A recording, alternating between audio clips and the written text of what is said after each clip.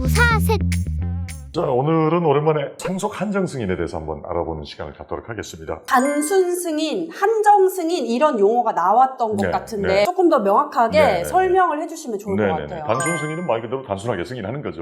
그냥 승인하는 거. 그렇죠. 부모님이 남기신 부동산이 있다든지 했을 때 이것은 이제 내가 상속인이니까 내 것이 돼야 되지라고 상속 등기를 신청했다. 그것 자체가 바로 단순 승인으로 의제가 되는 것이겠죠. 네. 또 이제 상속 포기라는 게 있잖아요. 상속 포기는 아예 안 받겠다. 그러니까 재산도 안 받고 빚도 안 받겠다. 근데 포기를 하게 되면은 1, 2, 3순위가 상속인이 있다고 했잖아요. 다음 순위의 상속인한테 넘어가거든. 네네. 그러니까 상속순위의 1순위가 직계 비속 아닙니까? 직계 비속이 자식이 난 안 가질래요. 그랬어. 존속으로 직계 존속으로 올라가죠. 뭐 할아버지 할머니가 계셨다고 했을 네. 때 그분들이 또 이제 빚을 떠안게 되는 경우가 있어요. 그럼 그분들이 또 상속 포기를 해.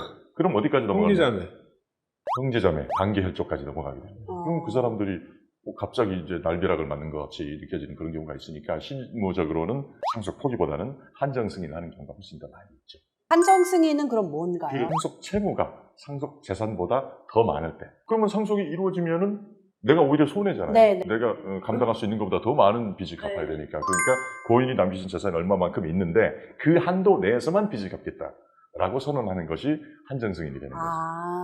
그러면 저 한정 승인 관련해서 네네네. 궁금한 게 있는데 네네네네. 그러면 이 사람의 뭐 빚이 만약에 1억인데 재산이 5천만 원이다. 그러면 그 5천만 원 내에서만 그러니까 빚 5천, 재산 5천 이렇게만 내가 상속을 받겠다. 그럼 이 사람의 나머지 빚 5천은 어떻게 되는 거예요? 없어지는 거죠. 채권자들이 달라고 못하는 거죠.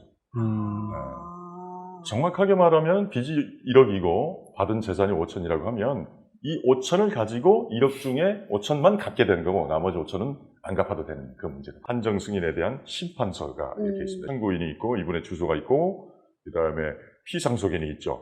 그런데 관할이 등록 기준지냐? 그렇지는 않습니다. 상속이 개시된 곳에 관할법원이 있거든요.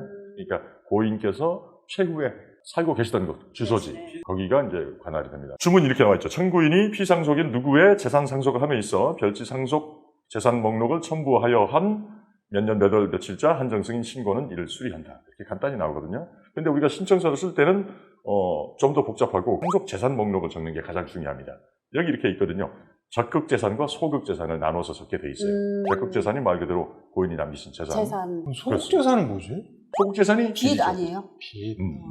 빚이 근데 사실은 지금 드러나 있는 경우도 있지만 모르는 경우도 있잖아요. 네, 맞아요. 나중에 또 얼마만큼 내가 전혀 예상하지 못한 것이 드러날 수도 있는 거니까 모르면 모른다고 적고 그렇게 해서 한정 승인을 받을 수 있습니다. 고인이 세금을 안 낸 것도 있을 수 있잖아요. 국세. 뭐 재산세라든지 또 양도소득세 같은 것들을 세금 신고 및 납부를 안 했던 것들이 나중에 갑자기 통지가 날아오는 수도 있으니까 그렇게 되면 그 사실을 안 날로부터 3개월 내로 한정 승인 신청을 하면 되겠죠. 그걸 특별 한정 승인이라고 하는 거고요. 또 하나 기타의 비용이 하나 있어요. 피상속인의 장례 비용 등이 있어요. 이것들에 대해서도 돈이 나간 거니까 요것까지도 이제 채무에 준해서 처리를 하겠다라고 하는 경우가 있어요. 아주 과다하지 않은 한도 내에서는 그 비용까지는 빼고 나서 이 한도 내에서만 우리가 빚을 갚겠다라는 선언입니다. 그리고 또 중요한 거 한정 승인이 나면 이제 심판서를 받잖아요. 그러고 나서 또 신문 공고를 해야 됩니다. 알고 있는 채권자들한테는 직접 다 알려줘야 되고 인터넷 공고는 안 되고. 인터넷 공고는 안 됩니다. 그리고 또 문제가 되는 건 뭐냐면 부동산이 있어요. 근데 어쨌든 내가 한정 승인을 하기는 할 거지만 이 부동산의 가액이 지금 얼마가 될지는 모르는 상황 아닙니까? 네네. 그리고 내가 한정 승인을 받긴 받았지만 이 부동산에 대해서 또 내가 상속 등기를 해야 될 거 아닙니까? 네. 그러고 났을 때 거기에 대해서 이제 다른 채권자들이 뭐 압류한다, 가압류한다 뭐 그런 일이 있을 수 있잖아요. 네. 결국은 이 부동산을 다 팔아도 빚을 다 못 갚게끔 됐다라고 하면 이 상속 재산을 가지고 바로 파산에 들어가서 있습니다. 그러니까 내 자신의 파산이 아니라 상속 재산 파산을 하는 거예요.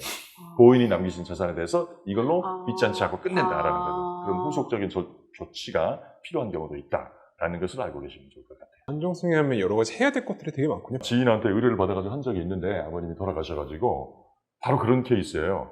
그 형제지간에 서로 좀 이제 의의가 좀 상해 있는 상태여가지고 다른 동생 되는 친구들이 상속 포기를 따로 해버렸대요.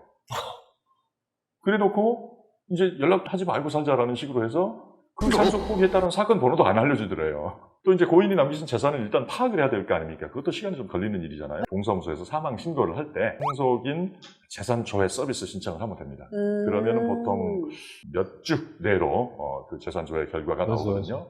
금융감독원인가 금융위원회인가 거기 홈페이지에서 내가 접수한 번호를 넣고 본인 인증을 하면은 쭉 뜹니다. 그 홈페이지 화면을 바로 프린트를 하거나 캡처해가지고 상속재산 목록에다가 집어넣을 수가 있거든요. 이렇게 한정승인도 이렇게 복잡하고 또 잘못하면은 굉장히 큰 어떤 재산상의 손해를 입을 수가 있는 것이기 때문에 엄청날 것 같은데. 그게 뭐 몇십억, 몇백억이 되는 경우도 있습니다. 꼭 놓치지 마시기 바라고 주변에 고인께서 돌아가시고 나서 남기신 빚이 있다라는 것이 좀 의심이 되는 분이 있다면 법률 전문가에게 연락을 하시기 바랍니다. 꼭 청무사님께 연락을 주시기 바랍니다. 자, 그럼 여기까지 할까요? 지금까지 법무사 김청선, 노무사 아는지 세무사 정영진. 셋이 모여 무사 셋이었습니다. 무사 셋.